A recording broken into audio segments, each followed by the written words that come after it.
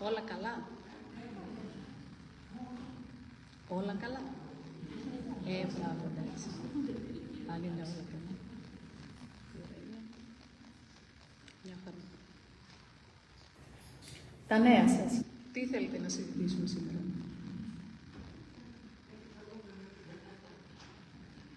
Ποιον Άγιο γιορτάσαμε σήμερα? Τον Θεολόγο. Και γιατί τον λέμε Θεολόγο?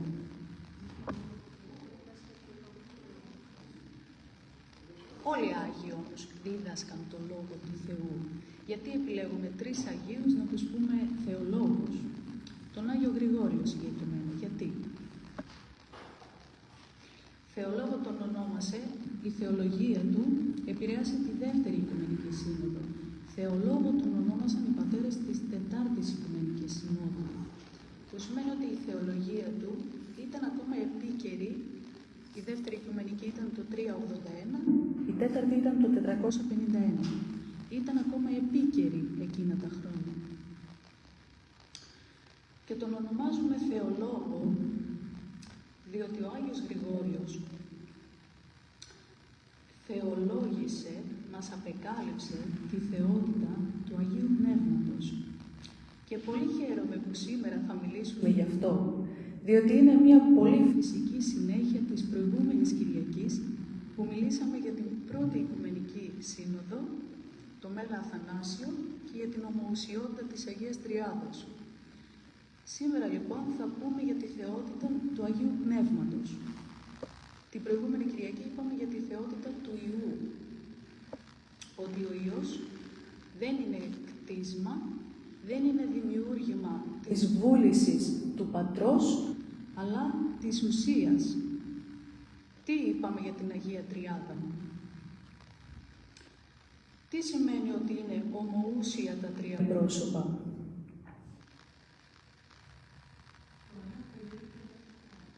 Ομοούσια. Ωραία. Τι σημαίνει όμως ότι έχουν την ίδια ουσία? Αυτό θα μας το ξεκαθαρίσει ο Άγιος Γρηγόριος ο Θεολόγος, ο οποίος τι μας λέει? Και εμείς όλοι οι άνθρωποι, ο καθένας από εμάς, την ίδια ουσία έχουμε, την ανθρώπινη. Σωστά. Αλλά βλέπουμε ότι είμαστε διακριτοί μεταξύ μας. Και ως πρόσωπα, αλλά και ως μορφές. Είναι άλλο ο Γιώργος, άλλο ο Πέτρος, άλλο ο Ιάκωβος, άλλο ο Ιωάννης και άλλο η Μαρία. Και αυτό τι σημαίνει? Ότι ναι μεν είμαστε όλοι φορείς της ανθρώπινης φύσης, αλλά είμαστε διακριτοί μεταξύ μας. Στην Αγία Τριάδα υπάρχει αυτοτέλεια των προσώπων. Το κάθε πρόσωπο είναι διακριτό. Είναι άλλος ο Πατήρ, άλλος ο Υιός, άλλος το Άγιο Πνεύμα. Τα 3 αυτά πρόσωπα είναι και τα 3 πρόσωπα θεία. Είναι Θεός ο Πατήρ, Θεός ο Υιός, Θεός το Άγιο Πνεύμα. Λέμε φως ο Πατήρ, φως ο Λόγος, φως και το Άγιο Πνεύμα. Η διαφορά είναι ότι τα 3 θεία πρόσωπα δεν είναι απλά μέτοχοι της Θείας Φύσης, δεν είναι απλά κοινωνοί, αλλά τι είναι? Τι σημαίνει ότι είναι της αυτής ουσίας?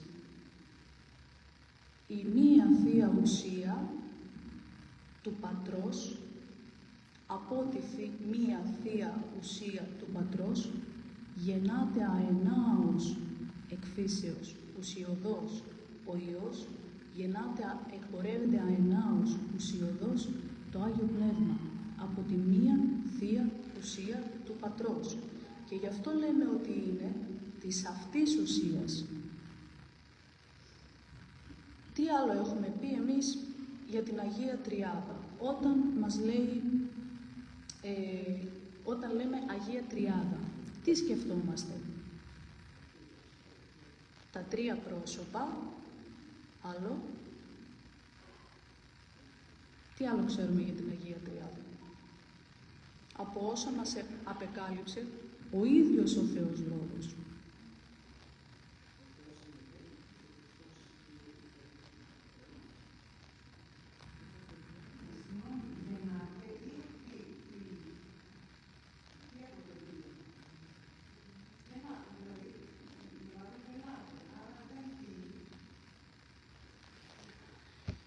Μιλάμε για το επίπεδο της θεολογίας ή μιλάμε για το επίπεδο της οικονομίας? Μιλάμε για τις ενδοτριαδικές σχέσεις που ό,τι είναι, είναι πάντα.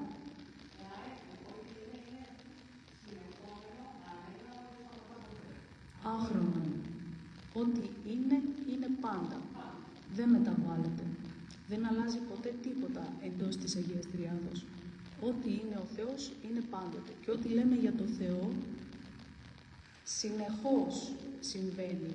Το συνεχώς το λέω με ανθρώπινο τρόπο. Το συνεχώς στον Θεό δεν υπάρχει γιατί είναι άχρονος. Τι άλλο ξέρουμε για την Αγία Τριάδα? Ότι είναι μία ουσία. Είναι τρία πρόσωπα. Τα οποία τρία πρόσωπα είναι της αυτής ουσίας. Όχι απλά μέτοχοι, είναι της αυτής ουσίας, της μίας ουσίας. Τι άλλο ξέρουμε εμείς για την Αγία Τριάδα? Τρία πρόσωπα της αυτής ουσίας, καλά όλα αυτά. Τι άλλο? Ναι, ότι υπάρχουν μέσα στις ενδοτριαδικές σχέσεις, αυτό είναι η ομοουσιότητα. Ότι ο Υιός γεννάται συνεχώς. Αυτός είναι ο τρόπος της ύπαρξης των τριών προσώπων. Γεννάται συνεχώς από τον Πατέρα και το Άγιο Πνεύμα εκπορεύεται συνεχώς από τον Πατέρα. Τι άλλο ξέρουμε? Καλά όλα αυτά. Ο Θεός είναι πρόσωπα και ουσία. Ναι, αλλά εμείς πώς σχετιζόμαστε με τον Θεό? Αυτό που λέμε είναι στο επίπεδο της θεολογίας. Υπάρχει ένα κενό. Κάπως θα πρέπει να κοινωνεί μαζί μας ο Θεός αυτός. Πώς? Με τη χάρη του Αγίου Πνεύματος. Τι είναι η χάρη του Αγίου Πνεύματος? Πιο γενικό, η ενέργεια του Θεού. Ακριβώς. Εμείς είπαμε ότι στην ορθόδοξη δογματική διδασκαλία, όταν λέμε Θεός, εννοούμε τον τριαδικό Θεό, ο οποίος είναι ένας Θεός γιατί είναι μία η ουσία. Αυτός ο ένας Θεός είναι τρισυπόστατος και επίσης αυτός ο ένας Θεός έχει μία θεία ενέργεια. Ή θα πούμε ότι έχει μία ενέργεια ή θα πούμε ότι έχει ένα ενιαίο σύνολο ενεργειών. Έστω να το πούμε καλύτερα ότι έχει μία ενέργεια. Δηλαδή, όταν λέμε ενιαίο σύνολο ενεργειών, εννοούμε ότι ενεργεί με διαφορετικό τρόπο. Άλλοτε δημιουργεί, άλλοτε συγκροτεί, άλλοτε συνέχει, άλλοτε χαριτώνει, άλλοτε αγιάζει, άλλοτε καθαίρει, άλλοτε λαμπρύνει. Αλλά είναι η αυτή η ενέργεια. Γι' αυτό λέμε είτε ότι είναι μία η ενέργεια του Θεού, είτε θα πούμε είναι ένα ενιαίο σύνολο ενεργειών. Και τα δύο είναι σωστά. Αυτή η μία ενέργεια του Θεού είναι κοινή για τα τρία θεία πρόσωπα. Γιατί?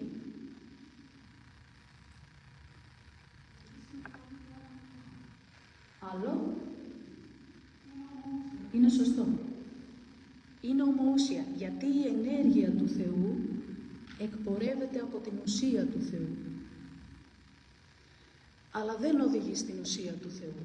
Προσέξτε, μέχρι τώρα μιλάμε για το επίπεδο της θεολογίας, δηλαδή μιλάμε για τις ενδοτριαδικές σχέσεις, για τον Θεό καθεαυτό. Δεν έχουμε μπει ακόμα στη λογική να μιλήσουμε για την οικονομία, που εμείς έχουμε πει ότι είναι άλλο η θεολογία, άλλο η οικονομία και δεν πρέπει να υπάρχει σύγχυση, διότι αλλιώς οδηγούμαστε σε αιρέσεις. Έτσι οι αιρετικοί οδηγήθηκαν σε αιρέσεις, διότι δεν είχαν ερμηνευτικά κλειδιά αυτές τις διακρίσεις που μας άφησαν οι πατέρες. Ο Μέγας Αθανάσιος μας άφησε τη διάκριση κτιστού και ακτίστου. Ο Άγιος Γρηγόριος ο Θεολόγος μας άφησε τη διάκριση θεολογίας και οικονομίας, την οποία ξεκίνησε ο Μέγας Αθανάσιος, αλλά τελειοποίησε ο Άγιος Γρηγόριος, ο Θεολόγος. Αυτή η μία ουσία και η μία ενέργεια είναι στο επίπεδο της θεολογίας, ο Θεός καθεαυτός. Ο Θεός είναι ζωντανός Θεός και είναι κινητικός Θεός και γι' αυτό υπάρχει κίνηση και ουσιώδης, το ένα πρόσωπο προέρχεται από την ουσία του άλλου και υπάρχει και άλλη μία κίνηση μεταξύ των τριών προσώπων μεταξύ τους, η λεγόμενη περιχώρηση, ότι το κάθε πρόσωπο δεν είναι το ένα εδώ, το άλλο εκεί, το άλλο παραπέρα, αλλά είναι ως ένα, ως ένα. Είναι αυτοτελή πρόσωπα, τέλεια πρόσωπα, ξεχωριστά, άλλο ο Πατήρ, άλλο ο Υιός, άλλο το Άγιο Πνεύμα, αλλά αυτά τα τρία θεία πρόσωπα, το καθένα υπάρχει και μένει μέσα στα άλλα δύο. Και αυτός ο τρόπος με τον οποίο υπάρχει και μένει το καθένα μέσα στα άλλα δύο, δεν είναι με ένα στατικό τρόπο, αλλά υπάρχει μία αίδια κίνηση, μία θεία κίνηση, την οποία δεν μπορούμε να εννοήσουμε. Γιατί εμείς γνωρίζουμε την κίνηση μόνο στον χωροχρόνο, ως μετατόπιση από το σημείο Α στο σημείο Β. Αλλά εκείνη η κίνηση είναι μία διαφορετική κίνηση και μπορούμε να τη βιώσουμε μόνο στην καρδιά μας, μόνο αν είναι θέλημα Θεού για τη σωτηρία μας, να το ζήσουμε. Ως προς τη μία θεία ενέργεια, λέμε ότι είναι κοινή για τα τρία θεία πρόσωπα, σωστά? Και είναι κοινή επειδή η ενέργεια προέρχεται από την κοινή ουσία των τριών προσώπων. Θεολογία. Τώρα πάμε στην οικονομία. Είναι κοινή, πράγματι. Αλλά όταν ο Θεός ενεργεί και ενεργεί τριαδικός, που σημαίνει ότι ό,τι έχει συμβεί, ό,τι έχει δημιουργηθεί, ό,τι έχει αγιαστεί, έχει δημιουργηθεί από τα τρία πρόσωπα από κοινού, μιας και είναι κοινή ενέργεια των τριών προσώπων. Όμως, όταν μιλάμε για την οικονομία, δηλαδή για τον τρόπο με τον οποίο ο τριαδικός αυτός Θεός με τη μία κοινή ενέργεια, την ουσιώδη ενέργεια των τριών προσώπων, όταν θέλουμε να μιλήσουμε για το πώς ενεργεί και φανερώνεται στην κτήση και τον άνθρωπο, μιλάμε για τους ρόλους, τον ρόλο που έχει το κάθε πρόσωπο ως προς την ενέργεια στην κτήση και τον άνθρωπο. Όταν μιλάμε για την ενέργεια του Θεού στο επίπεδο της θεολογίας, τις ενδοτριαδικές σχέσεις, μιλάμε στην ουσία για την προέλευση της ενέργειας και λέμε ότι είναι κοινή, αφού η ενέργεια προέρχεται από την ουσία και γι' αυτό είναι κοινή για τα τρία πρόσωπα. Όταν μιλάμε στο επίπεδο της οικονομίας για την ενέργεια του Θεού, μιλάμε για τον τρόπο της ενέργειας, πώς ο Θεός ενεργεί και όχι απλά από πού προέρχεται η ενέργεια και πώς ο Θεός ενεργεί. Εμείς το βλέπουμε ήδη από το α της δημιουργίας. Οι πατέρες έχουν διατυπώσει μία φόρμουλα, έναν τύπο. Και τι λένε? Ότι η ενέργεια, πώς ο Θεός ενεργεί, λέει εκ Πατρός, δι Υιού, εν Αγίο Πνεύματι. Δηλαδή ο Πατήρ δια του Υιού, εν Αγίο Πνεύματι, ποιεί και συνέχει τα πάντα. Ωραία, αυτή είναι η φόρμουλα. Αλλά ποιος είναι ο ρόλος του κάθε προσώπου? Ο Πατήρ, λέμε ότι βούλεται, ο Πατήρ θέλει, ο Πατήρ ευδοκεί. Ο Υιός ενεργεί και γι' αυτό ο Υιός ενανθρώπισε και όχι ο Πατήρ ή το Άγιο Πνεύμα. Γιατί ο Υιός είναι αυτός που ενεργεί το κάθε μυστήριο. Και μυστήριο δεν είναι μόνο τα μυστήρια της Εκκλησίας μας, είναι μυστήριο η ίδια η ζωή, η ίδια η δημιουργία, η ίδια η ύπαρξή μας σε αυτή τη ζωή και στην επόμενη. Είναι μυστήριο. Ο Πατήρ λοιπόν βούλεται, θέλει, ευδοκεί. Ο Υιός ενεργεί και το Άγιο Πνεύμα είναι αυτό το οποίο τελειοποιεί το έργο του Θεού. Το Άγιο Πνεύμα που είναι Θεός τελειοποιεί, χαριτώνει, αγιάζει, θεοποιεί το έργο αυτό. Και έτσι διαμοιράζονται οι ρόλοι. Και γι' αυτό βλέπουμε να γίνεται, για παράδειγμα, παράκληση στο Άγιο Πνεύμα. Και λέμε, μα γιατί να το κάνουμε αυτό, αφού είναι ένας Θεός, είναι δυνατόν να κάνουμε παράκληση στο ένα από τα τρία πρόσωπα? Γίνεται γιατί ο ένας Θεός στην κτήση έχει το κάθε πρόσωπο έχει διαφορετικό ρόλο στην ενέργεια ως προς το κτιστό. Και ο ρόλος του Αγίου Πνεύματος είναι τόσο ύψης της σημασίας που θα πρέπει να σκεφτούμε ότι αν δεν υπήρχε το πρόσωπο του Αγίου Πνεύματος, κανείς δεν θα σωζόταν. Η Εκκλησία, λέμε, είναι ο Χριστός παρατηνόμενος στους αιώνες. Η Εκκλησία όμως δεν είναι μόνο σώμα Χριστού, δεν είναι μόνο θεσμός, αλλά είναι κοινωνία του Αγίου Πνεύματος. Και όλα τα μυστήρια στην Εκκλησία τα τελούμε με την επίκληση του Αγίου Πνεύματος. Αν δεν κατέβει το Άγιο Πνεύμα στη Θεία Ευχαριστία, δεν έχουμε Θεία Ευχαριστία. Δεν έχουμε Θεό. Δεν έχουμε κοινωνία. Ο ρόλος του Αγίου Πνεύματος, λοιπόν, ποιος είναι? Ο ρόλος του Αγίου Πνεύματος είναι αυτή τη Θεία Ενέργεια να την προσωποποιήσει στον κάθε άνθρωπο με έναν ξεχωριστό και μοναδικό τρόπο. Ο ρόλος του Αγίου Πνεύματος είναι να φέρει τον Θεό στο κάθε ένα και στην κάθε μια από εμάς προσωπικά. Και τι σημαίνει το προσωπικά? Χωρίς το Άγιο Πνεύμα δεν μπορούμε να έχουμε κοινωνία με τον Θεό. Γιατί ναι, μεν, ο Χριστός σταυρώθηκε και αναστήθηκε, αλλά τις συνέπειες της Ανάστασης δεν μπορούμε να τις έχουμε αν δεν μας τις δώσει το Άγιο Πνεύμα. Δια της επενεργείας του Αγίου Πνεύματος, ο άνθρωπος περνάει τα τρία στάδια της πνευματικής προόδου: κάθαρση, φωτισμός, θέωση.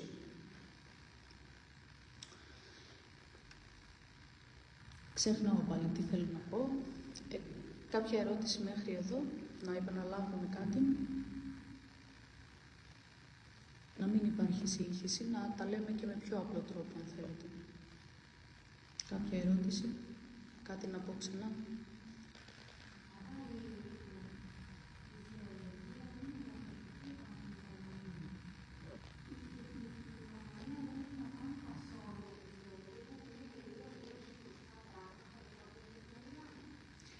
Είναι ακριβώς ο ίδιος Θεός, αλλά όταν θέλουμε να μιλήσουμε εμείς για τον Θεό, για τη θεολογία, δηλαδή για τις ενδοτριαδικές σχέσεις, θα πρέπει μόνοι μας να βάζουμε όρια στη σκέψη μας και να λέμε όσα ξέρω εγώ για τον Θεό είναι στο επίπεδο της οικονομίας και δεν πρέπει να το υπερβώ αυτό. Το επίπεδο της θεολογίας είναι αυτό που ο Χριστός μας αποκάλυψε. Ο Υιός ενυνθρώπισε και μας απεκάλυψε ολόκληρη την Αγία Τριάδα. Και εμείς την Αγία Τριάδα τη ξέρουμε στο μέτρο που μας τη φανέρωσε ο Χριστός. Και δεν ξέρουμε τίποτα περισσότερο, αλλά και τίποτα λιγότερο. Οπότε, όταν λέμε οικονομία, είναι πάλι ο ένας Θεός, αλλά στο πώς φανερώνεται στο κτιστό, σε εμάς, τους ανθρώπους. Είναι ο ένας τριαδικός Θεός.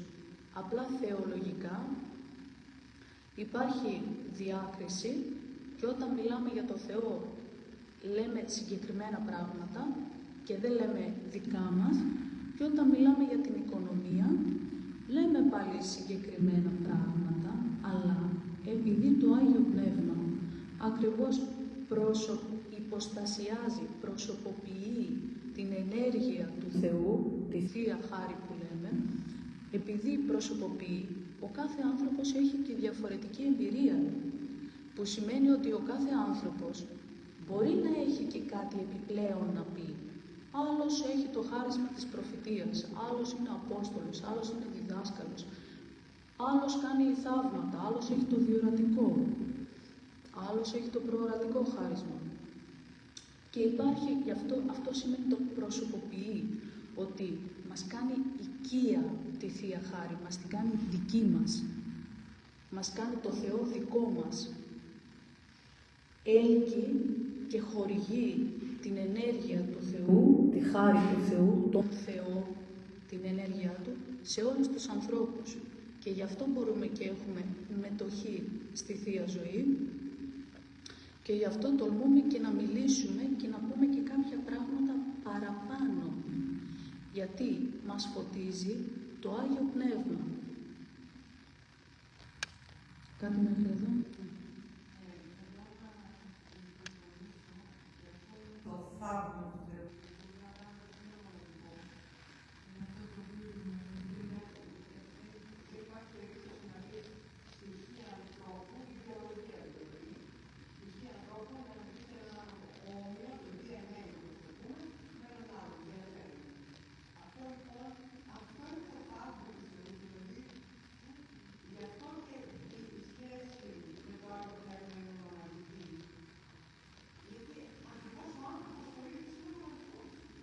Ακριβώς. Και γι' αυτό, αν θυμάστε, είχαμε πει ότι το σχέδιο του Θεού για τη σωτηρία του ανθρώπου δεν είναι ένα και μοναδικό και όλοι πρέπει να χωρέσουμε σε αυτό το καλούπι για να σωθούμε.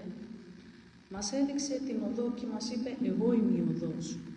Κανένας άλλος προφήτης, διδάσκαλος, κανένας άλλος μεσσίας, κανένας άλλος εκπρόσωπος κάποιου θρησκεύματος δεν τόλμησε να πει «Εγώ είμαι η αλήθεια, εγώ είμαι η ζωή, εγώ είμαι η οδός». Μας έδειξε την οδό και σε αυτή την οδό ο καθένας πορεύεται προσωπικά και έχει μια προσωπική σχέση με τον Θεό. Και δεν γίνονται όλοι μοναχοί, όλοι έγγαμοι. Ο Χριστός δεν είπε γίνετε μοναχοί για να σωθείτε, ούτε γίνεται έγγαμοι για να σωθείτε, ούτε γίνεται οτιδήποτε για να σωθείτε. Είπε Άγιοι γίνεστε. Ο τρόπος με τον οποίο θα γίνει Άγιος ο καθένας είναι μοναδικός και ανεπανάληπτος. Και αυτό είναι λόγω του γεγονότος ότι ο Θεός σέβεται απόλυτα την προσωπικότητά μας και δεν μας αλλοιώνει την προσωπικότητα δια του Αγίου Πνεύματος με την έννοια ότι δεν μας αλλάζει την προσωπικότητα, σέβεται την ελευθερία και την προσωπικότητά μας, αλλά μας αγιάζει την προσωπικότητα. Μας αγιάζει το βαθύτερο είναι μας. Δηλαδή...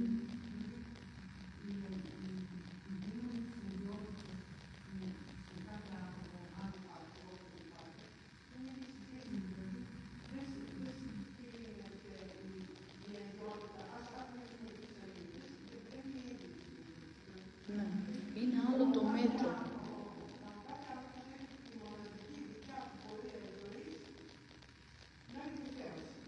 Ακριβώς.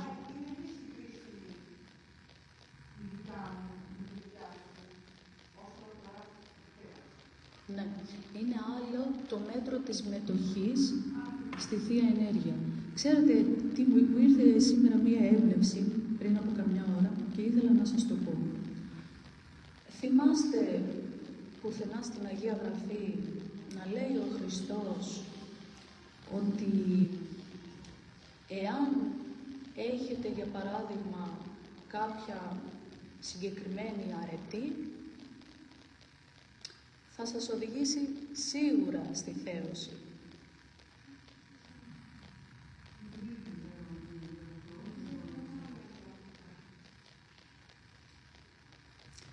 Ας πούμε, ο Απόστολος Παύλος λέει για την αγάπη, σωστά. Και υπάρχουν τόσες αρετές, σωστά. Ο Απόστολος Παύλος λέει για την αγάπη. Εμείς όμως ως άνθρωποι ξέρουμε ότι είμαστε τρεπτά όντα. Δεν είμαστε σαν τον Θεό που είναι άτρεπτος. Εμείς είμαστε τρεπτά όντα. Εμείς μπορεί τη μια μέρα να αγαπάμε έναν άνθρωπο και την άλλη μέρα να τον μισούμε, στα δύο άκρα. Οπότε, δεν είναι το να έχεις μία αρετή για ένα χρονικό διάστημα, μετά να μεταβάλλεται αυτή η αρετή σε μίσος, σε κακία, μετά να τον ξανααγαπούμε, μετά να τον ξαναμισούμε και πάει λέγοντας, και αυτό για κάθε αρετή. Αλλά τι είπε ο Χριστός? Είπε κάτι μετά το μην κρίνεις ή να μην κριθείς, μετά από αυτό που είναι μία ή πιο εύκολη οδός της σωτηρίας, είπε και κάτι άλλο που δεν είναι πολύ εύκολο, αλλά είναι η μόνη αρετή που σίγουρα θα σε οδηγήσει στη σωτηρία, μεταβεβαιότητος. Και το λέω μεταβεβαιότητος γιατί το είπε ο Χριστός με το στόμα του, ο Θεός μας το είπε. Τι είπε? Ο υπομείνας εις τέλος σωθήσεται. Δεν είπε όποιος προφητεύει θα σωθεί. Δεν είπε όποιος ανασταίνει νεκρούς θα σωθεί. Δεν είπε όποιος έχει το διορατικό χάρισμα θα σωθεί. Ζωντανό παράδειγμα το γεγονός ότι εις εκ των μαθητών του, ο Ιούδας, ο οποίος και προφητείες έκανε και θαύματα και ανέστησε νεκρούς και τον πρόδωσε. Δεν σώθηκε. Και το ξέρουμε ότι δεν σώθηκε γιατί μας το λένε οι ίδιοι οι πατέρες. Επομένως, δεν είναι η αρετή αυτή καθ' αυτή που θα σε σώσει, η αρετή που είχες για ένα δεδομένο χρονικό διάστημα, για 5 χρόνια, δεν είναι αυτό που θα μας σώσει. Αλλά λέει, ο υπομείνας εις τέλος σωθήσεται. Τι σημαίνει το υπομείνας εις τέλος σωθήσεται? Σημαίνει όχι απλά το να υπομένεις, το να πάρεις τους ώμους σου, το βάρος της δυσκολίας που περνάς, όχι μόνο αυτό. Αυτό είναι το έκλεινον από κακού. Το να μην πράξεις κακό, αλλά να το πάρεις στους ώμους σου. Ναι, αλλά μπορεί να το πάρεις στους ώμους σου, να ανέχεσαι τη δυσκολία που περνάς, αλλά όχι να την υπομένεις. Ο υπομείνας λέει εις τέλος, όχι μόνο να πάρουμε το βάρος, αλλά να το πάρουμε με υπομονή, δηλαδή μένοντας στην αρετή, μένοντας στην αγάπη, μένοντας στη συγχώρηση. Γι' αυτό λέει ο υπομείνας εις τέλος. Αυτός που θα μείνει στην αγάπη και στην συγχώρηση μέχρι τέλους, εκείνος θα σωθεί. Το είπε ο Χριστός. Δεν το είπε κάποιος που ερμήνευσε τα λόγια του Χριστού. Το είπε ο Χριστός ξεκάθαρα, που προετοίμαζε τους μαθητές και τους έλεγε «Εν το κόσμο θλίψη νέξετε και τα λοιπά και θα σας καταδιώξουν και θα περάσετε πολύ μεγάλες δυσκολίες, αλλά ο υπομείνας εις τέλος σωθήσετε». Και λέει για όλες τις δυσκολίες που περνάει ένας άνθρωπος και όχι μόνο για τους εξωτερικούς διωγμούς που εμείς, δόξα τω Θεώ, ζούμε σε μια ειρηνική χώρα όπου έχουμε την ελευθερία να λατρεύουμε τον αληθινό Θεό και δεν μας καταδιώκει κανείς για την πίστη μας. Με την έννοια ότι εάν θέλουμε να ζούμε πνευματικά, μπορούμε και μάλιστα δημόσια, όχι ιδιωτικά σε κατακόμβες, δημόσια, σε μεγαλοπρεπείς ναούς.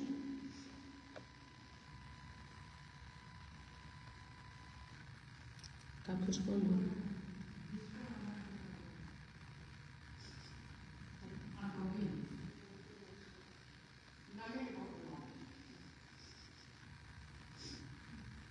Γιατί μιλήσαμε όμως σήμερα για το Άγιο Πνεύμα?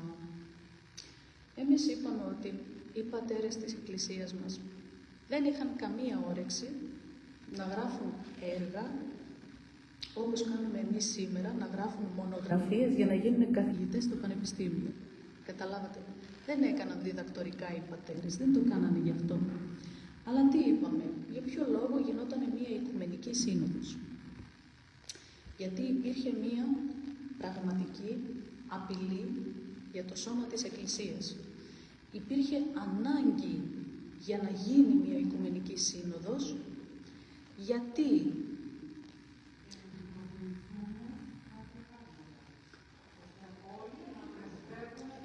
Ποιοι απειλούνταν? Ποιοι? Οι χριστιανοί, ναι. Κοιτάξτε, το σκέφτηκα λίγο παραπάνω αυτό και διάβασα λίγο εκεί το Μέγα Αθανάσιο και κατάλαβα κάτι, ότι οι πατέρες της Εκκλησίας θα μπορούσαν και με δημόσιο λόγο να πείσουν τους χριστιανούς ότι είναι αίρεση και δεν πρέπει να την ακολουθήσουν. Γιατί έκαναν Οικουμενική Σύνοδο?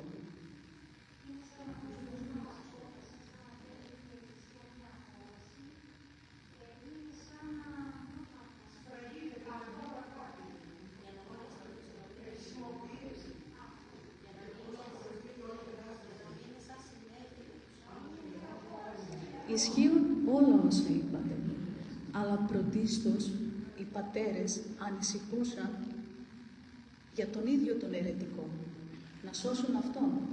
Η βασική τους έγνοια ήταν αυτή, να μην χαθεί, να σωθεί και αυτός. Και πριν φτάσουν στο σημείο να κάνουν μία Οικουμενική Σύνοδο, είχαν κάνει τοπική σύνοδο.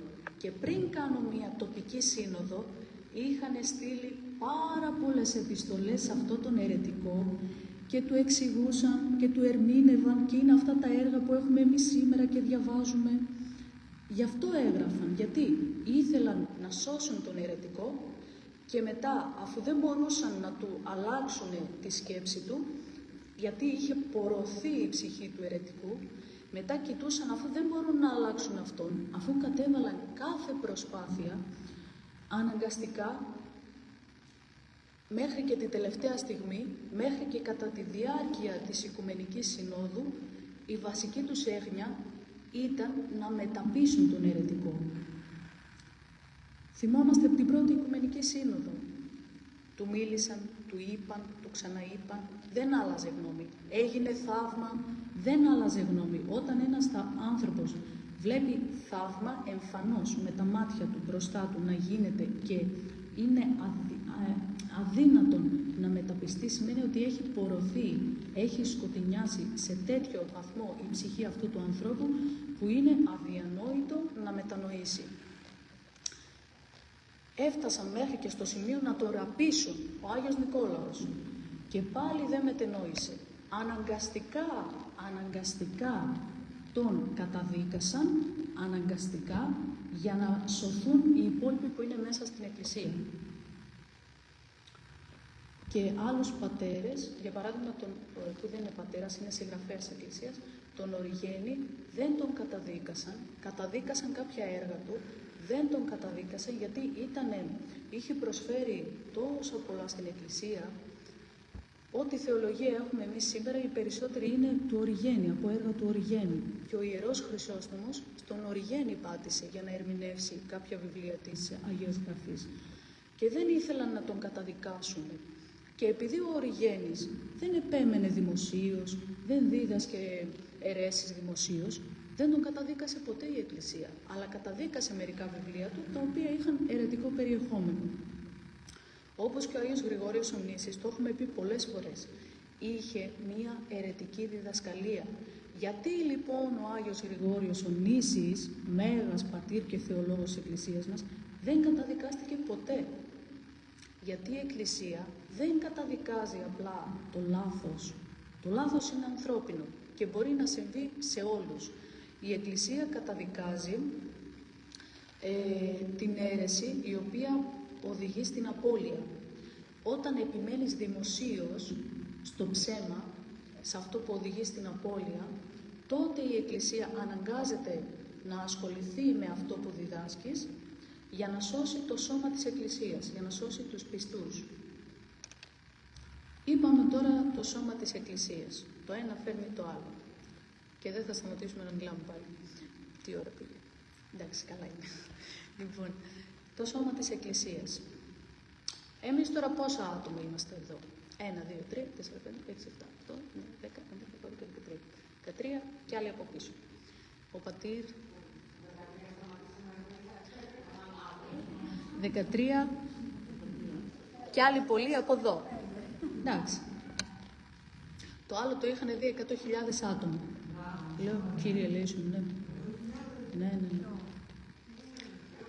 προηγούμενη κατήχηση. Λοιπόν, εμείς τώρα είμαστε 13 άτομα, έτσι. Αφού είμαστε 13 άτομα, γιατί μας λένε σώμα Χριστού, δηλαδή ένα σώμα Χριστού? Γιατί δεν μας λένε πλήθος πιστών?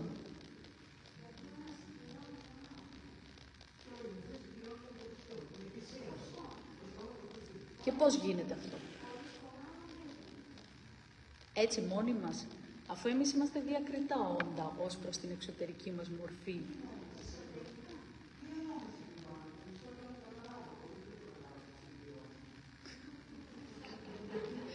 Είναι η αγαπημένη μου αυτή, να ξέρετε. Παρακαλώ. Εσείς πρέπει να ακούτε πολύ το γέροντα Νίκονα, πώς το λένε στο επίθετο, δεν θυμάμαι. Πατήστε, γέρον Νίκονα. Ναι. Μου αρέσει πάρα πολύ, ταιριάζει πολύ σε εσάς, διότι αυτός δεν πίστευε στο Θεό όσο ήταν νέος και ό,τι του έλεγα έλεγε. Γιατί? Και τώρα που είναι σε μέτρα, λέει, εμένα με νευριάζουν οι άνθρωποι που τα παίρνουν όλα άκρητα και δεν ρωτάνε γιατί.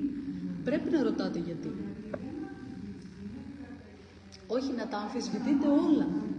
Να τα αμφισβητείτε όλα, αλλά με γόνιμο τρόπο και ανοιχτή καρδιά.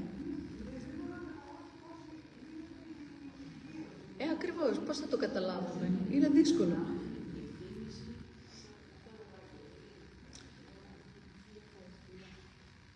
Λοιπόν, τι είναι η θέωση στην Εκκλησία? Δεν είναι η απορρόφηση των ανθρώπων σαν να έρχονται εξωγήινοι. Θυμάστε από ταινίες που έρχονται εξωγήινοι και ξαφνικά ρουφάνε ανθρώπους από τη γη. Λοιπόν, η θέωση δεν είναι η απορρόφηση στη Θεία Ουσία, αλλά ούτε είναι και η ηθική ανύψωση του ανθρώπου. Επειδή εγώ κάνω πολύ μεγάλη άσκηση, κάνω πολλή ώρα προσευχή, με το νου πάντοτε έτσι σε ειρήνη και εγρήγορση, κάνω πολλή άσκηση, κάνω πολλές μετάνοιες, κάνω πολύ σκληρή νηστεία, κάνω πολλές ελεημοσύνες. Δεν σημαίνει ότι αυτά θα μας οδηγήσουν στον Θεό, στη θέωση, στην ένωση, στην πραγματική ένωση με τον Θεό. Γιατί η θέωση στην Ορθόδοξη Εκκλησία δεν είναι ηθική ανύψωση. Αυτά όλα είναι εξωτερικά στοιχεία και μέτρα και εργαλεία που μας βοηθάνε στον πνευματικό αγώνα. Αλλά δεν είναι αυτός ο σκοπός, ούτε η νηστεία, ούτε η ελεημοσύνη, ούτε τίποτα από αυτά. Πώς λοιπόν εμείς είμαστε σώμα Χριστού?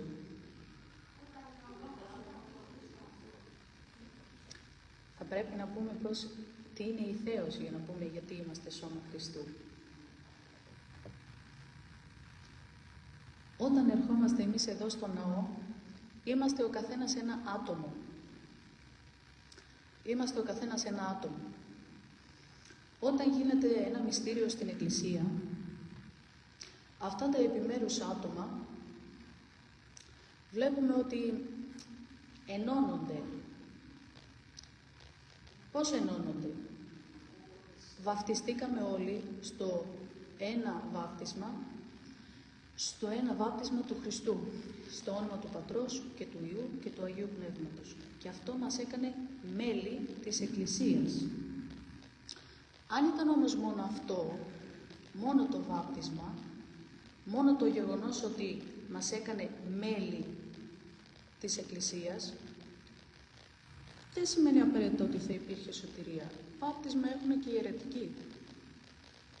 Στο όνομα του Πατρός και του Υιού και του Αγίου Πνεύματος. Τι μας κάνει σώμα? Τι μας οδηγεί στη θέωση? Τι μας οδηγεί στη σωτηρία?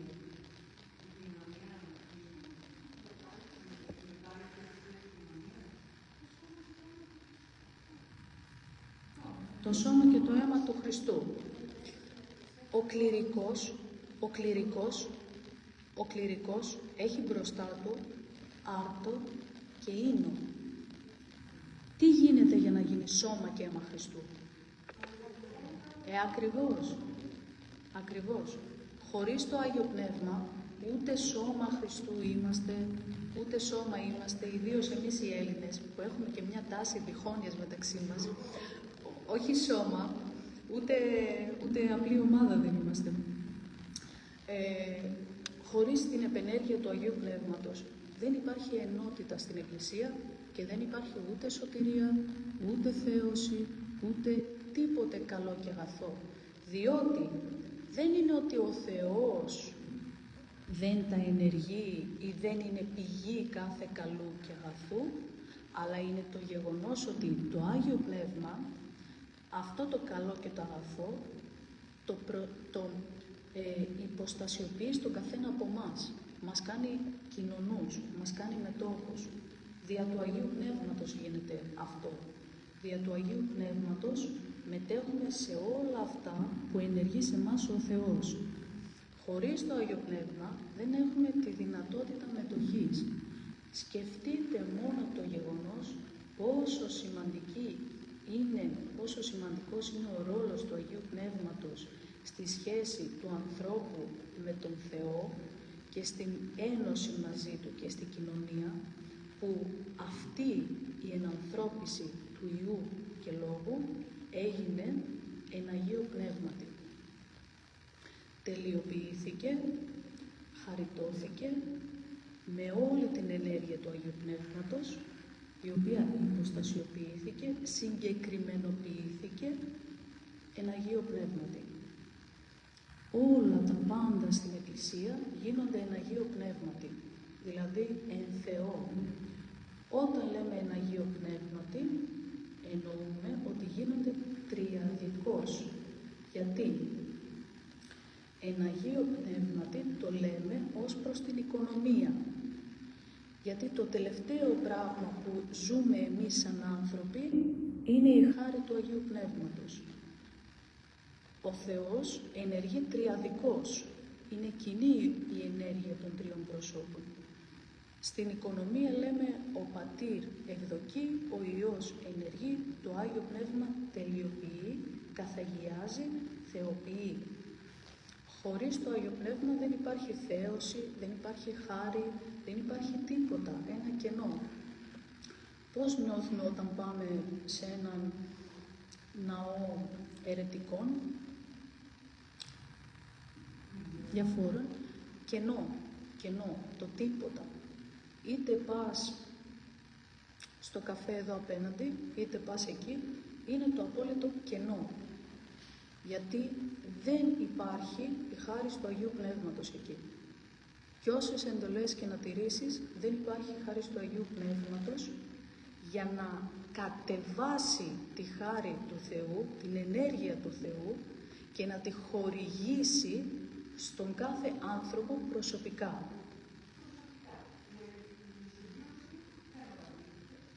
Τι συμπλήρωση?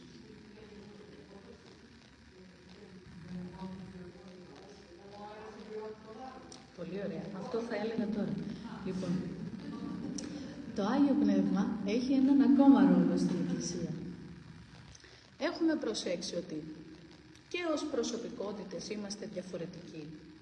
Αλλά βλέπουμε ότι και σαν τα χαρίσματα που έχει ο κάθε άνθρωπος είναι διαφορετικά. Έχουμε όλοι το προφητικό χάρισμα, έχουμε όλοι το διορατικό χάρισμα, βλέπουμε τους άλλους και ξέρουμε ποιοι είναι, τι σκέφτονται, τα ενδότερα της ψυχής τους. Μαύρα μεσάνυχτα, ακριβώς. Λοιπόν, αλλά εμείς έχουμε μαύρα μεσάνυχτα, αλλά ο κάθε άνθρωπος, ακόμα και αυτός που έχει μαύρα μεσάνυχτα, έχει κάποιες φωτεινές ελάμψεις και έχει κάποια χαρίσματα.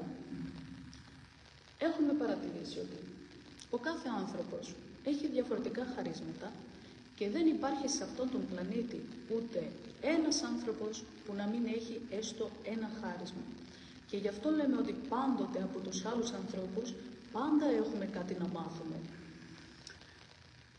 Άλλος έχει μια έφεση προς τα γράμματα, άλλος έχει μια έφεση προς τις τέχνες, άλλος έχει μια έφεση προς τον λόγο, άλλος έχει μια έφεση στις κατασκευές, άλλος έχει μια έφεση στην οργάνωση και ξέρει να δομεί και να οργανώνει. Αυτό είναι χάρισμα. Υπάρχουν άνθρωποι χαοτικοί. Και ο κάθε άνθρωπος έχει κάποιο χάρισμα. Τα χαρίσματα που έχει ο κάθε άνθρωπος, ο Θεός του τα έδωσε, καταρχάς, για να βοηθήσει τον ίδιο στη σωτηρία του. Γιατί ο Θεός, προτού καν έρθουμε στην ύπαρξη, γνωρίζει όλη την πορεία μας. Γνωρίζει τον κάθε κίνδυνο που θα περάσουμε, την κάθε δυσκολία και μας δίνει τα όπλα για να μπορούμε να ανταπεξέλθουμε σε αυτή τη ζωή και να έχουμε τη δυνατότητα της σωτηρίας, ό,τι και αν περάσουμε. Επειδή ο Θεός προγνωρίζει, μας δίνει τα εργαλεία και τα όπλα με το που μας φέρει στην ύπαρξη. Και τα χαρίσματα που μας δίνει λοιπόν, τα όπλα αυτά, είναι για τη δική μας σωτηρία, αλλά όχι μόνο γι' αυτό. Μας τα δίνει για να τα διαμοιράσουμε κι εμείς, για να τα κοινωνήσουμε στους άλλους ανθρώπους. Να θέσουμε το χάρισμα στη διακονία των αδελφών μας. Γι' αυτό μας τα δίνει. Δεν τα δίνει για μας, για να φουσκώνουμε, να κομπάζουμε και να λέμε τι καλός είμαι εγώ, πόσες προσευχές κάνω, τι ελεημοσύνες κάνω, τι φοιτηταράς είμαι εγώ, όλα 10 έχω, τι μυαλό.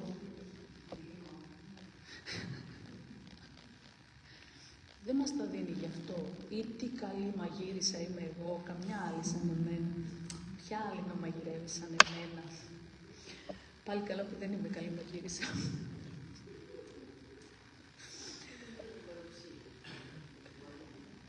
Δεν μας τα δίνει γι' αυτό, για να φουσκώνουμε εμείς εσωτερικά και να σκληραίνει η καρδιά μας και να μην είναι μαλακή για να δεχτεί τη χάρη του Θεού, αλλά μας τα δίνει πρώτα απ' όλα για τη διακονία των αδελφών μας. Όταν μας δίνει ένα χάρισμα, πρέπει να το θέσουμε στη διακονία των αδελφών μας, χωρίς όμως να υποβιβάζουμε τον εαυτό μας. Γιατί αυτό σημαίνει ότι υπάρχει αυτό που έλεγε ο Άγιος Παΐσιος, ότι υπάρχουν πνευματικά μικρόβια. Να μην το κάνουμε επειδή θεωρούμε τους εαυτούς μας κατώτερους από τους άλλους, οντολογικά, αλλά να το κάνουμε από αγάπη, έτσι με μια ελευθερία, με μια ανοιχτότητα. Απλά να το κάνουμε, απλά.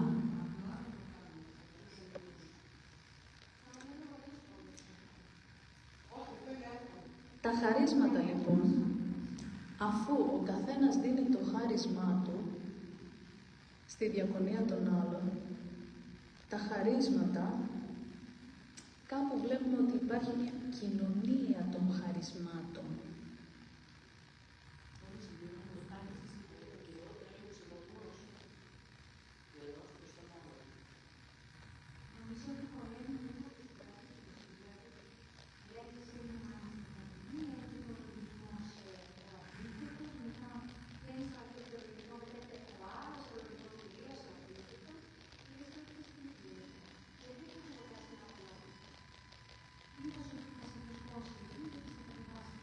Έτσι. Τι έλεγε ο Μέγας Αντώνιος? Είπε, είδα μπροστά μου απλωμένες όλες τις αμαρτίες του κόσμου, όλους τους πειρασμούς του κόσμου, όλους τους κινδύνους του κόσμου.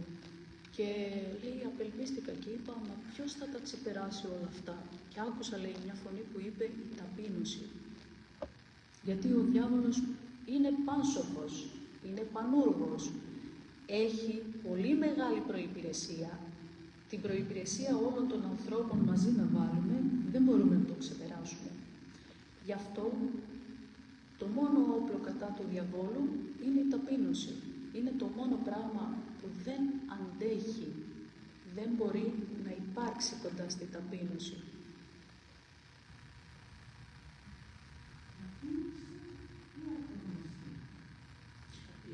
Η αυτογνωσία, στην ουσία είναι η ταπείνωση.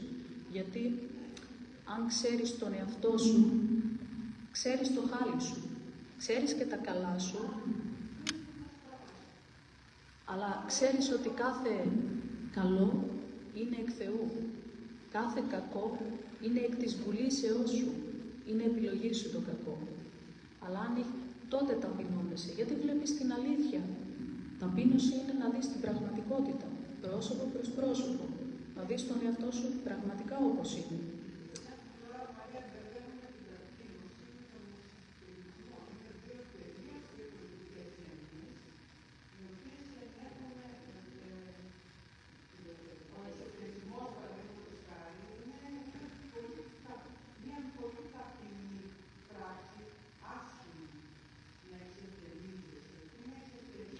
Πώς το εννοείται αυτό?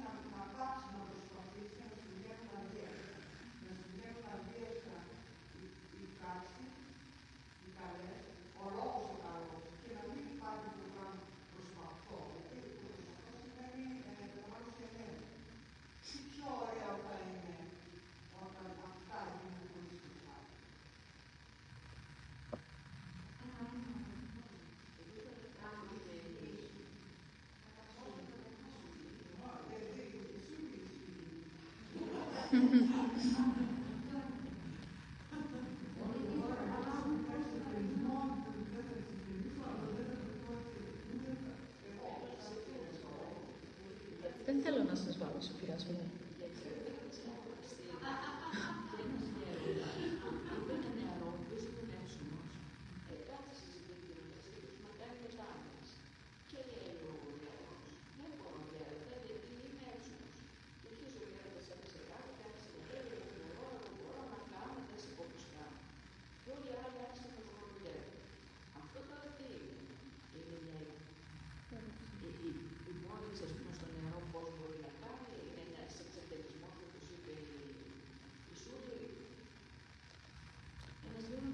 Μοναχός κάτι τέτοιο αποκλείεται να ήθελε να κάνει. Κάτι άλλο είναι. Γενικά όταν βλέπουμε κάτι ακραίο σε άγιο χώρο, να μην σκανδαλιζόμαστε. Γιατί ο συγκεκριμένος γέροντας ήξερε, εμείς δεν ξέρουμε, γι' αυτό δεν χρειάζεται να σκανδαλιζόμαστε. Γυρίστε το κεφάλι στην άλλη. Δεν το ξέρετε. Μπορεί για κάποιον άλλο λόγο να το έκανε. Μπορεί να χρειαζόταν να το κάνει για κάποιον άλλο λόγο. Όχι για αυτό που... Να μην κρίνουμε κατόψιν. Κατά τη δικαία κρίση θα κρίνει μόνο ο Θεός. Ο γέροντας αυτός μπορεί να ήταν κάποιος Άγιος γέροντας και να ήξερε πολύ καλά τι κάνει. Εμείς δεν ξέρουμε, δεν χρειάζεται καν να ασχοληθούμε. Είναι μια μοναδική σχέση αυτή που έχει αυτός ο γέροντας με αυτόν τον άνθρωπο και με τον Θεό. Δεν το ξέρουμε εμείς, δεν έχουμε ιδέα. Δεν είναι αυτό που βλέπουμε, είναι αυτό που δεν βλέπουμε.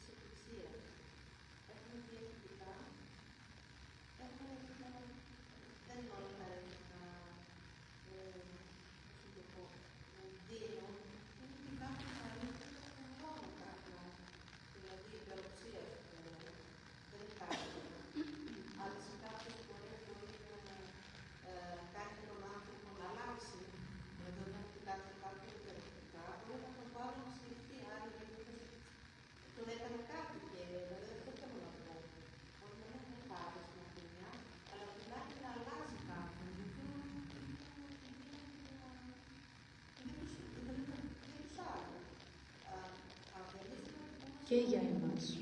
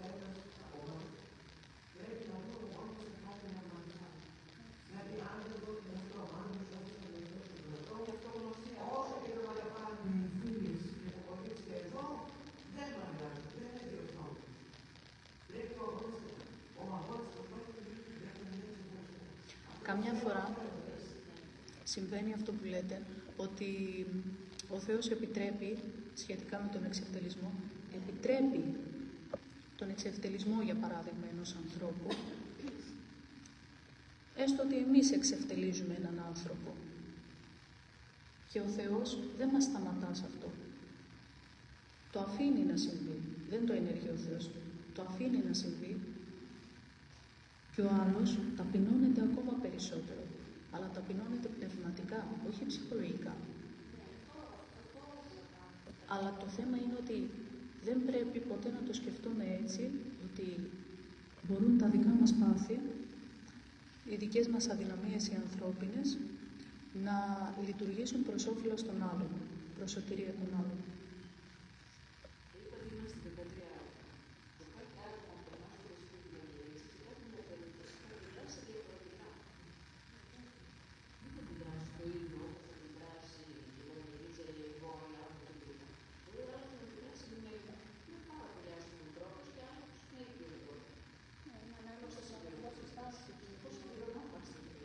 Ένα Αγίο Πνεύματι είναι το μόνο κοινό σημείο ενότητος. Ποια άλλα σημεία ενότητας έχουμε στην Εκκλησία? Βαφτιστήκαμε όλοι στο ένα σώμα του Χριστού. Μας συνέχει το ένα Άγιο Πνεύμα. Και σε ακόμα πιο ορατό σημείο, ποιο είναι το πιο ορατό σημείο? Ναι, η Θεία Κοινωνία, αλλά ορατό ανθρώπινο σημείο, το ορατό σημείο της ενότητος εντός της Ορθοδόξου Εκκλησίας. Ο Μητροπολίτης, ο Επίσκοπος.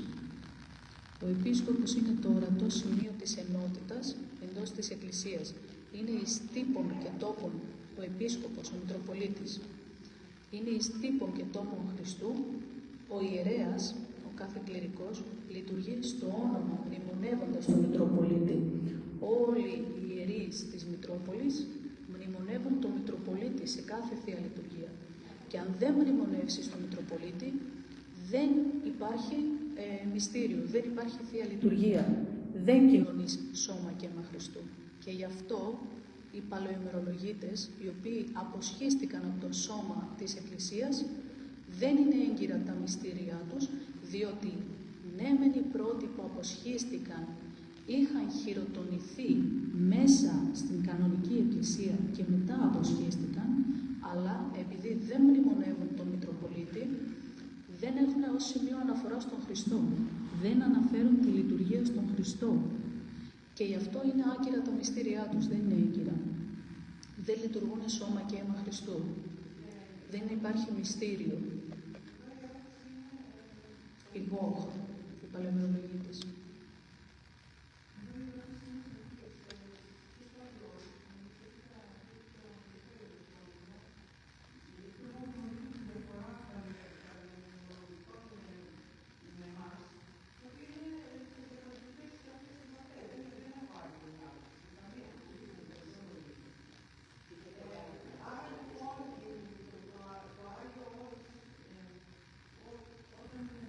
Το Άγιο Όρος είναι μια χαρά. Λοιπόν, περιμένετε να σας πω. Και τα Ιεροσόλυμα μια χαρά είναι.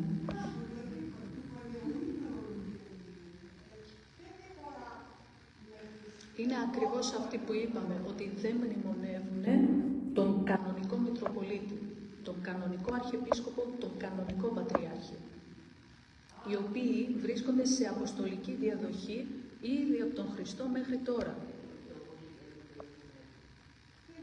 Κάτι αυτοχειροτόνητος. Ένας λαϊκός αυτοχειροτόνητος. Έχετε δει εσείς λαϊκό αυτοχειροτόνητο να τελεί μυστήρια?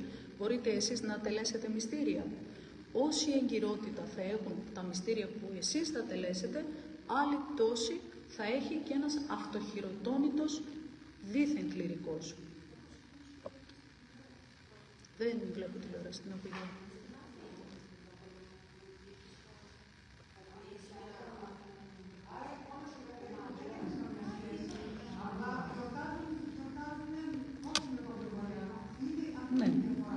Ναι. Ναι. Έχουμε κοινωνία κανονική. έχουν αποστολική διαδοχή, έχουμε κοινωνία. Είναι άλλο το παλαιό ημερολόγιο του Αγίου Όρους, των Σλαβικών χωρών, των Ιεροσολύμων και άλλο είναι το παλαιό ημερολόγιο όσων έχουν αποσχιστεί από την Εκκλησία. Βρίσκονται σε σχίσμα. Και όσοι βρίσκονται σε σχίσμα γνωρίζουμε από την δυσχυλιετή ιστορία της Εκκλησίας μας ότι όσοι ήταν σε σχίσμα μετά οδηγήθηκαν και σε αίρεση. Ποιο είναι το πρόβλημα με τους παλαιομερολογίτες πλέον? Έχουν αρχίσει και έχουμε και δογματικό πρόβλημα πλέον μαζί τους. Όχι μόνο το εορτολογικό, όχι μόνο το γεγονός ότι είναι άκυρα τα μυστήριά τους, αλλά έχουμε πλέον και δογματικό. Διότι έχουν πάρει το ημερολογιακό ζήτημα και το έχουν αναγάγει σε δογματικό, ότι είναι δόγμα το ημερολογιακό ζήτημα. Το ποια μέρα, ποιον Άγιο θα γιορτάσει. Αυτές οι 13 μέρες είναι δόγμα. Με αποτέλεσμα, αν κανένας από εμάς, Θεός φυλάξει, πάει και γίνει παλαιοημερολογίτης, θα τον ξαναβαφτίσουνε. Ξανά βάφτισμα. Και θα τον βάλουν επίσης να φτύσει και να σκίσει τις εικόνες όλων των συγχρόνων Αγίων. Του Αγίου Παϊσίου, του Αγίου Πορφυρίου, του Αγίου Ιακώβου του Τσαλίκη.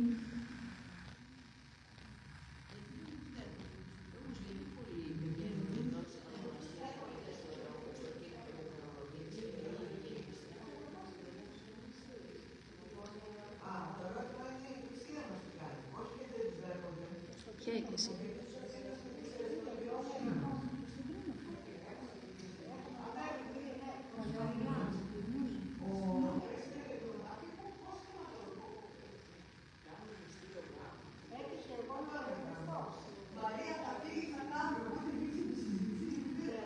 Κοιτάξτε, είναι άκυρος, ναι, δεν είναι έγκυρος. Προσέξτε, ξέρω, έχει και ένα μοναστήρι στο Φίλιρο, μεγάλη επιτυχία. Αυτό λέει. Λοιπόν, ακούστε, τα μυστήριά τους δεν είναι έγκυρα. Τα παιδάκια που βαπτίστηκαν εκεί δεν είναι βαπτισμένα. Χρειάζονται χρήσμα τα παιδάκια που βαπτίστηκαν εκεί. Τα παιδάκια που βαπτίστηκαν εκεί δεν είναι βαπτισμένα. Θέλουν τουλάχιστον χρήσμα. Τουλάχιστον. Κατ' οικονομία χρήσμα, κατ' ακρίβεια βάπτισμα. Σε κανονική εκκλησία. Η εκκλησία δεν ασχολείται μαζί τους, γιατί αυτή είναι εκτός εκκλησίας.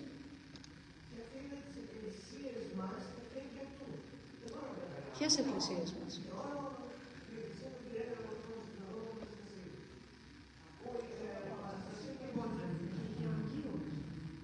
Του Αγίου Γεωργίου την ξέρω, ναι. Λοιπόν, δεν τις αφήνουν, είναι πάνω σε οικόπεδα ιδιωτικά, που απλά πάνε και χτίζουν. Αντί να χτίσουν οικία, σπίτι, χτίζουν ένα ναό. Δεν είναι νομικά πρόσωπα δημοσίου δικαίου, δεν έχουν καμία σχέση με το κράτος. Οι παλαιομερολογίτες στην Ελλάδα αυτή τη στιγμή υπάρχουν 20 παλαιομερολογητικές σύνοδοι στην Ελλάδα. Εμείς, η Ορθόδοξη Εκκλησία... Πώς?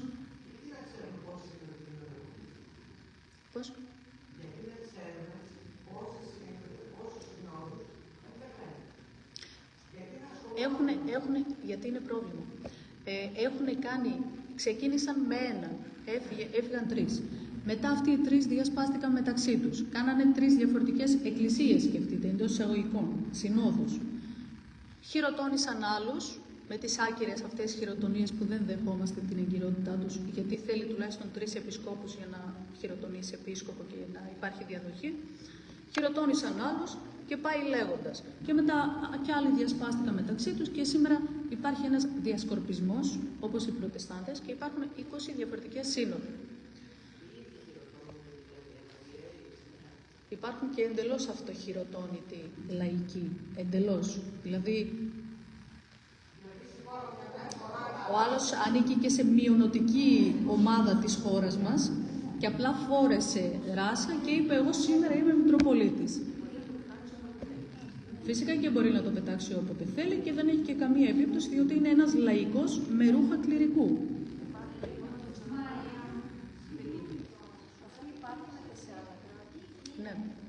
Πώς?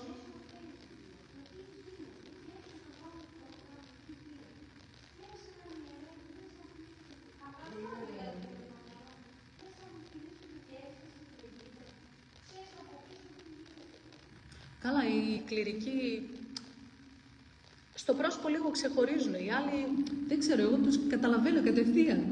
Τους βλέπω, είναι λίγο περίεργοι, φαίνεται δηλαδή.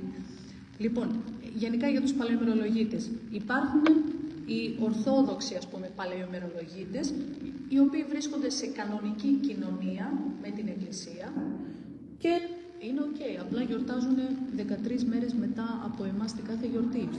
Και όπως είναι τα Ιεροσόλυμα, η Ρωσία, όπως είναι το Άγιο Όρος, όπως είναι τα Ιεροσόλυμα. Καταλάβετε, και αυτό είναι κανονικό, είναι η Ορθόδοξη Εκκλησία.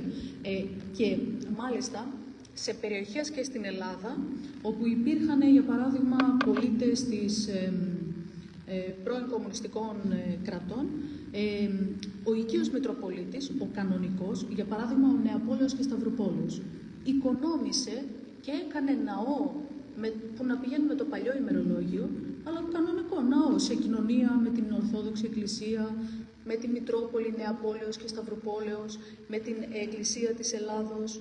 Καταλάβατε, κανονική εκκλησία.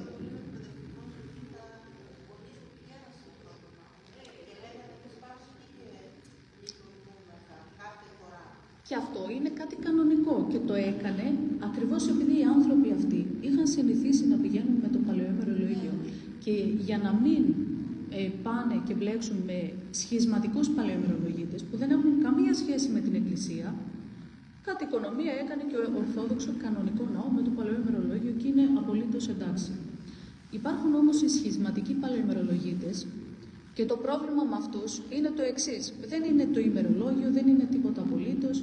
Το πρόβλημα είναι ότι δεν υπάρχουν μυστήρια και δεν οδηγήσει στη σωτηρία. Ούτε η εξομολόγηση είναι έγκυρη, ούτε γιατί για να είναι έγκυρη η εξομολόγηση πρέπει να είναι κανονικός ο κληρικός που σε εξομολογεί.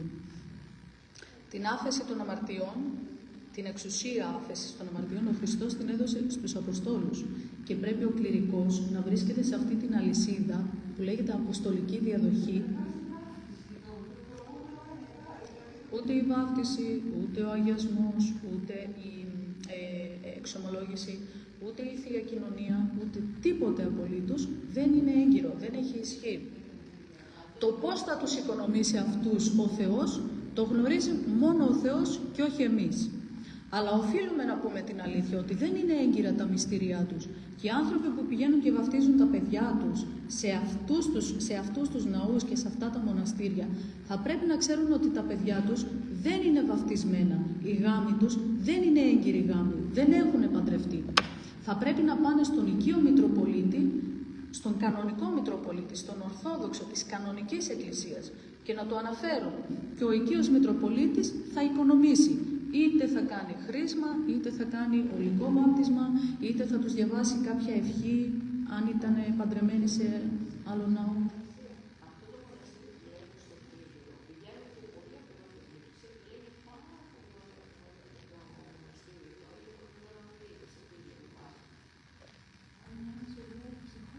Ναι, αυτό. Τι τους αρέσει δηλαδή, ο καφές, έχουν καλό καφέ, γιατί δεν έχει κάτι άλλο. Καλά, η ησυχία και η ηρεμία έχει και στα κημητήρια, δεν πάμε για βόλτα. Καλά, και στο πανεπιστήμιο, ευγενική είναι, δεν πάμε για να σωθούμε στο πανεπιστήμιο.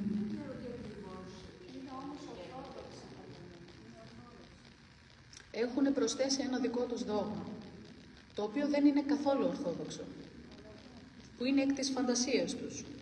Δεν είναι απλά δηλαδή ότι αποσχίστηκαν πριν 100 χρόνια, δεν είναι μόνο αυτό. Είναι το γεγονός ότι αυτοί άρχισαν να λένε και δικά τους δόγματα. Εγώ έχω πάει σε παλαιοημερολογίτικο μοναστήρι στην Κόρινθο, για να σας δώσω λίγο να καταλάβετε σε τι ακραία όρια έχουν φτάσει αυτοί οι άνθρωποι. Παλαιοημερολογίτικο μοναστήρι στην Κόρινθο, δήθεν της Αγίας Μαρίνας, όπου οι μοναχές ασχολούνται με αποκρυφισμό, με σατανισμό. Οι δήθεν μοναχές. Καταλάβατε. και κοινότητες παραχριστιανικές της Αθήνας για να προμηθευτούν τα προϊόντα με τα οποία κάνουν αποκρυφιστικές τέχνες ή σατανισμό, τα προμηθεύονται από αυτές. Καταλάβατε? Όταν φεύγεις από την εκκλησία, είσαι τόσο εύκολα χειραγωγήσιμος από τον διάβολο που μπορεί να σε παρασύρει στο οτιδήποτε. Και εσύ να φύγεις, αυτοί φύγανε από εγωισμό, και εσύ να φύγεις δήθεν με μία καλή σκέψη, με δεξιό λογισμό, που είναι πάλι εκ του πονηρού, να φύγεις δήθεν για κάτι καλό, γιατί επαναστατείς, γιατί εσύ θες να κρατήσεις την αλήθεια, εσύ ατομικά. Αλήθεια. Ο άνθρωπος ατομικά. Και φεύγεις από την εκκλησία, και φεύγοντας όμως από την εκκλησία, και μη μετέχοντας πλέον στη χάρη των μυστηρίων κτλ., είσαι μόνος σου. Είσαι εντελώς μόνος, μονότατος. Και ο διάβολος σε πλανά και σε ρίχνει από εδώ και από εκεί. Και είναι πάρα πολύ λογικό να φτάσουν από μία επανάσταση μέσα στην εκκλησία, να φτάσουν στο άλλο άκρο και να φτάσουν στο όριο του σατανισμού, της σατανολατρίας. Ενώ έφυγαν από την εκκλησία, δήθεν γιατί αγαπάνε τόσο πολύ τον Χριστό. Μα η εκκλησία είναι ο Χριστός. Έλεγε ένας Άγιος, δεν θυμάμαι, κάπου από τα Βαλκάνια, που έλεγε, σύγχρονος Άγιος, που έλεγε, αν μου έλεγαν, εμείς ξέρουμε ότι η αλήθεια είναι ο Χριστός, και μου λέει, αν μου έλεγαν ότι η αλήθεια είναι έξω από την εκκλησία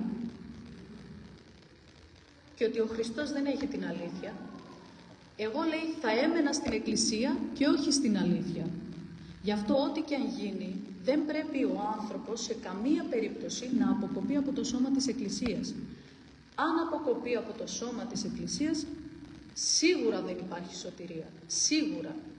Αν παραμείνει στην εκκλησία, ο Θεός, χωρίς να το επιτρέψει, δεν πρόκειται να συμβεί τίποτα στο σώμα του. Και αυτό που το ξέρουμε, μας το είπε ο ίδιος ο Χριστός. Και πήλε άδου, ου κατισχύσους είναι αυτής. Ό,τι και αν γίνει, και πήλε άδου, το κακό δεν θα υπερισχύσει στην εκκλησία. Στο τέλος θα γίνει το θέλημα του Θεού. Θα το βρω. Αυτό που είπα τώρα το είπε ο ίδιος ο Χριστός. Πριν το άλλο για την αλήθεια το είπε ένας Άγιος από τα Βαλκάνια. Δεν θυμάμαι, πρέπει να το θυμηθώ. Θα το θυμηθώ και θα σας πω.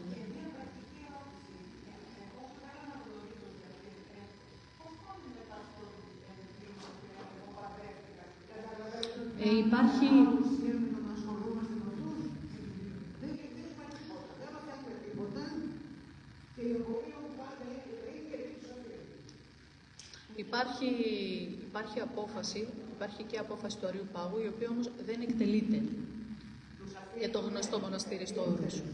Ναι. Λοιπόν, ναι, βέβαια.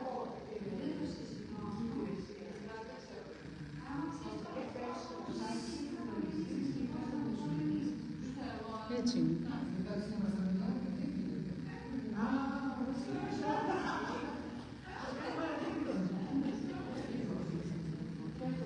Τελειώσαμε. Κάτι είπατε εσείς.